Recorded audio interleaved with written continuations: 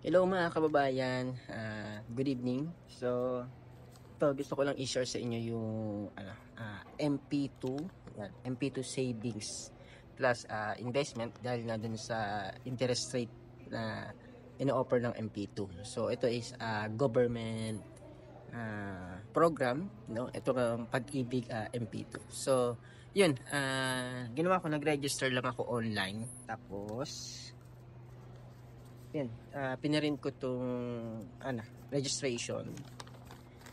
Then, ayun, kanina nanggaling ako ng OWA kasi doon mayroong pag-ibig na mag-a-assist sa'yo. And ayun, nag-register ako tapos nag-start na ako magpulog.